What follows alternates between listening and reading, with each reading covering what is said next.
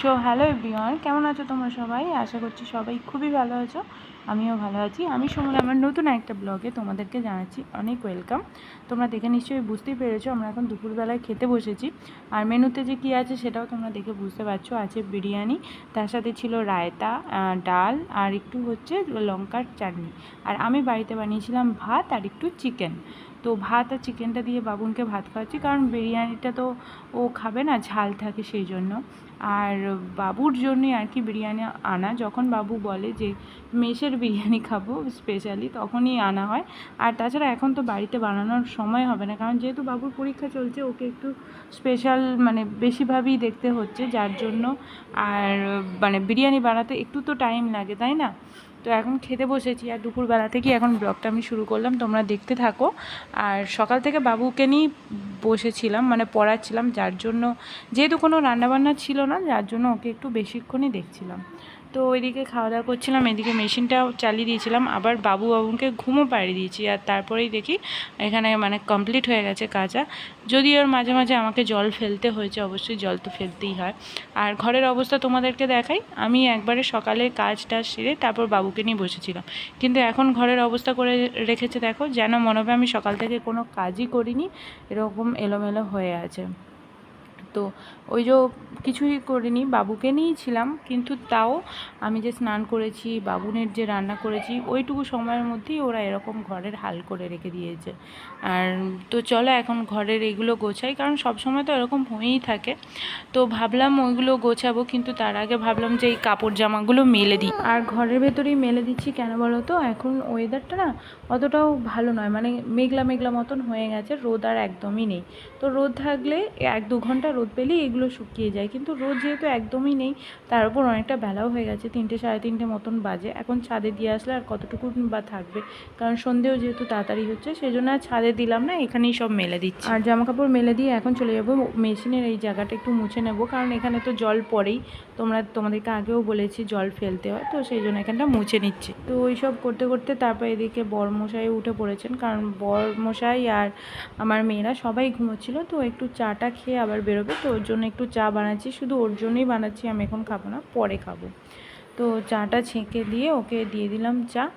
আর এদিকে আমার তো এখনও আরও কাজ বাকি আছে। আর ও বলেই ছিল একদম হাফ কাপ চা বানাতে, কারণ ও একদম বেশি চা খায় না, মানে 1 কাপ ভর্তি ভর্তি চা যেরকম আমরা খাই সেরকম ও একদম খেতে পারে না। ওই হাফ কাপ কি হাফ কাপেরও কম এরকম চাটা খায়। আর সকালের দিকে তো খায়ই না দুধ চা, বিশেষ করে এই বিকালের দিকে বা সন্ধ্যের দিকেই খায়। কারণ কি, ও সকালের দিকে চা খেলে পুরো সারা দিনই যেন ওর শরীরটা কীরকম হয়, সেই জন্য সকালের দিকে চাটাও খায় না চট করে। একদম রেডি হয়ে বসেই আছে, চাটা খেয়েই খালি বেরোবে। আর দেখো পুরো সারা ঘরে জামা কাপড় মিলে দিয়েছি, সব ঘরে ভর্তি।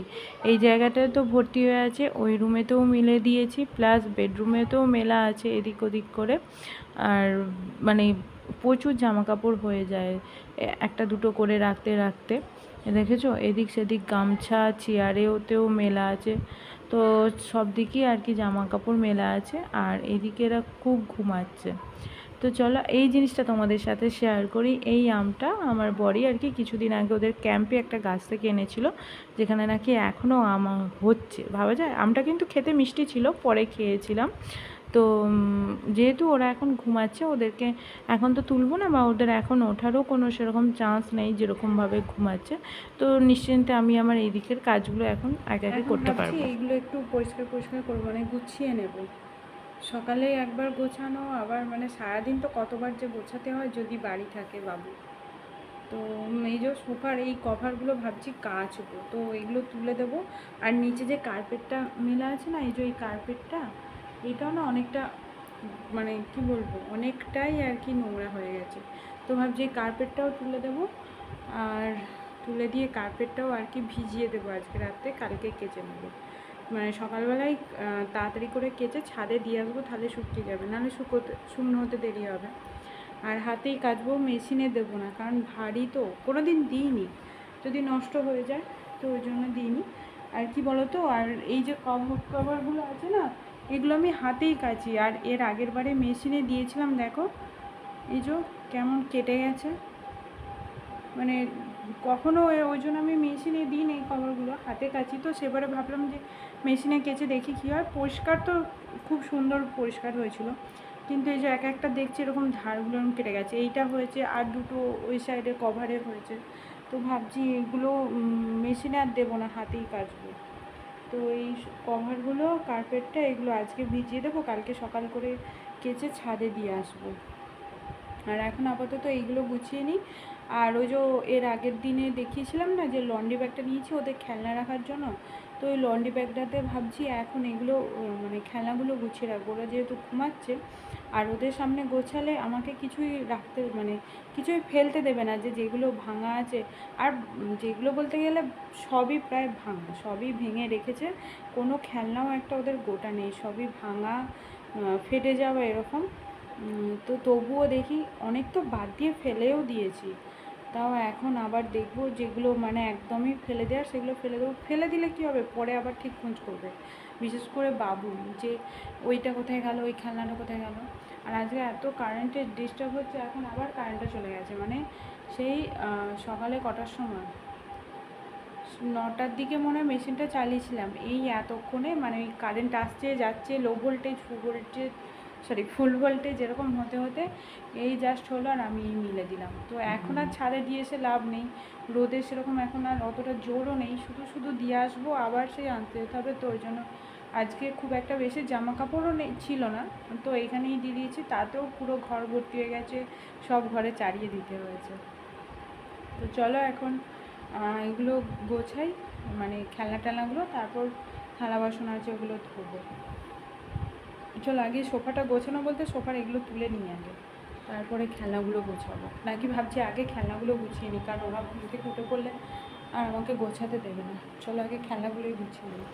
তো খেলনা টেলনা গোছানোর আগে ভাবলাম ঘরটাই একটু গুছিয়ে নিই, যেহেতু ওরা ঘুমাচ্ছে তো আমার সুবিধা হবে, সেই জন্য প্রথমে এই ঘরটাই গোছাতে হলাম। তাও বিছানাটা তুলে মানে চাদর টাদরগুলো সবই তো তুলে দেবো, সেই জন্য চাদর টাদর তুলে ভালো করে বিছানাটা পেতে আবার ভালো করে চাদর তুলে দিয়েছি। কিন্তু হলে কী হবে, এর মধ্যেই ওদের ঘুম ভেঙে গেছে, চলে এসেছে দেখেছো বাবুন। তো এসে এখন বিছানার ওপর লাফালাফি করবে, ওরা শুনবে না, মানে ছোট থেকে ওরা একটা অভ্যাস আছে, যখনই আমি বিছানা গোছাবো তখনই ও চলে আসবে, যেখানেই থাকুক। জানি না এটা কেন হয়, আর বারণ করা সত্ত্বেও শুনবে না। দেখো বিছানায় উঠে পড়েছে, মার দিলাম তাতেও ওর কোনো নেই, মানে জোর করে করে আরও তেজ করে করে আবার বিছানায় উঠে পড়ছে। যদিও জানি বাচ্চাদেরকে মারলেও হবে না, দেখেছো কীরকম তেজ করে বিছানায় উঠছে। তো ওর সাথে একটু মস্তি করছি যাতে কি ওর কান্নাটা থামে, আর ও একটু বলেও তখন ও কথা শোনে, একটু আদর করে দিচ্ছি যাতে কি ও কথা শোনে। কিন্তু কথা শুনবে না, ওকে মারলেও কি ওকে আদর করলেও কি, যেটা ও ভালো মানে মনে করবে, যেটা ও করতে চাইবে সেটাই ওকে করতে দিতে হবে। মানে ওর খুব ভালো লাগে, মানে যখন আমি এরকম বিছানা গোছাবো, বিছানা করবো, ও চাদর টাদর টেনে দেবে বা চাদর মিলে দেবে। কিন্তু যখন ও আসলেই করার বয়স আসবে হয়তো, তখন আর এই সময় মানে যখন আমি কিছু করতে বলবো তখন আর ধারে কাছে কোথাও পাওয়া যাবে না। এটাই হয় তাই না, যখন ছোট থাকে তখনই ওদের কাজ করতে মনে হয়। তো ওইদিকে ঘরটা তো গোছানো হয়ে গেছে, চাদর টাদর তুলে নিয়েছি, এবার সোফার এইগুলোও খুলে নিচ্ছি। আর ততক্ষণ বাবুকে বললাম তুই একটু খেলা টেলা কর, কারণ দুপুরের দিকে সকালের দিকে অনেকটাই পড়াশোনা করেছে। তো এখনই আর সঙ্গে সঙ্গে ওকে পড়াতে বসছি না, এইদিকে আমার কাজগুলো সেরে নিই, তারপর ওকে আবার সন্ধ্যের দিকে পড়াতে বসবো। সকাল থেকে যেহেতু ব্লগটা শুরু করিনি, আমি ভাবলাম দুপুরের পর থেকে সন্ধ্যে পর্যন্ত আমার মোটামুটি কী কাজ থাকে সেটাই তোমাদের সাথে শেয়ার করব। তবে আজকে যে কাজগুলো শেয়ার করছি না, এই জিনিসগুলো তো রোজ রোজ থাকে না, কারণ রোজ আমি এরকম বিছানার চাদর ফাদর তুলি না বা চেঞ্জ করি না, বা সোফার এই জায়গাটা চেঞ্জ করি না। তবে হ্যাঁ সারাদিনের পর যেগুলো এলোমেলো হয়ে থাকে, বিছানা বলো, সোফার দিকটা বলো, বা ওরা যে খেলে যে খেলনা টেলনা মিলে রাখে, এগুলো তো গোছাতেই হয়, তারপর ঝাঁটও দিতে হয়। তো আজকেও আমি ঝাঁটটা রোজই দিই বিকালের দিকে, আজকে দিচ্ছি। এই যে একদম এই সোফার এই জায়গাটা যেহেতু কার্পেটটা তুললাম, অনেক ধুলো বেরিয়েছে, প্লাস সোফার তলাতেও অনেক দেখো ধুলো জমেছিল, সব বের করে দিয়ে এখন এই জায়গাটা একটু সেট করে দিই, ঠিক করে দিই, দিয়ে বাকি ঘরটাও আমি ঝাঁট দিয়ে নেব। তবে হ্যাঁ, কিন্তু সকালে যেমন ঝাঁট দেওয়ার পর ঘরটার মুছি, বিকালে আর মুছি না, এই একটা কাজ আর কি কম থাকে। তবে ঘরটা ঝাঁট দিতে হয়, বিকালে কাজের মধ্যে একটা পড়ে এটা। আর দেখো এখন পুরো এই জায়গাটা সব কিছু গুছিয়ে ঠিকঠাক করে নিয়েছি, একদম পরিষ্কার হয়ে গেছে। সোফার তলাটা বলো, সোফার চারিপাশটায় বলো, সব কিছু গোছানো হয়ে গেছে। এখনও কিছু কাজ বাকি আছে, চলো সেগুলো তোমাদের সাথে শেয়ার করি। তবে এইগুলো গুছিয়ে টুছিয়ে নিয়ে তারপরেই আমি যাব এখনও বাসন ধুতে, কারণ থালা বাসন ধুতে বাকি আছে। দেখি যদি তাও টাইম পায় তবে, না হলে হয়তো রয়েই যাবে, একদম সেই কাল সকালে থালা বাসন মাজা হবে। মানে যতদিন বাবুর পরীক্ষা চলছে, বিশেষ করে বিকালে বিকালের দিকে বলো সন্ধ্যের দিকে বলো থালা বাসন মাজাই হচ্ছে না, একদম রেখে দিই। প্লাস রাত্রের খাবার দাবার থালা বাসন থাকে, এই দুপুরে রাতে সব কিছু একবারে নিয়ে সকালবেলাতেই মাজা হয়। মানে বেশিরভাগই এইটাই এখন হচ্ছে, তবে অন্য সময় আমি বিকালের দিকে বলো বা সন্ধ্যের দিকে থালা বাসনটা মেজে নিই। আর এই দিকে দেখো চাদর টাদর, এই রুমেরও চাদর টাদর তুলে নিয়েছি। তুলে নিয়ে আজকে আর কাচবো না, এগুলো সব কালকে কাচার জন্য এক জায়গায় জড়ো করে রেখে দেবো। কালকেই একবারে কাচবো বা পরশু দিন মানে দুদিন পরে কাচলেও হবে, অসুবিধা নেই কোনো। আর এই বিছানার চাদরটা না এই বিছানার জন্য খুবই ছোট হয়, কিন্তু খুবই নরম, খুব আরাম হয় শুয়ে। তো সেই জন্য এই চাদরটাই মিলে দিয়েছি, একদম সফট যাকে বলে চাদরটা। আর আমার কাছে বেশিরভাগ চাদরই হালকা কালারের, দেখো সমস্তই চাদর হালকা কালার। ডিপ কালারের চাদর আমার নয়, মানে ডিপ কালারের কিনবো ভেবে দোকানে যাই, কিন্তু ডিপ কালারগুলো আর পছন্দ হয় না, এরকম হালকা কালারেরগুলোই পছন্দ হয়।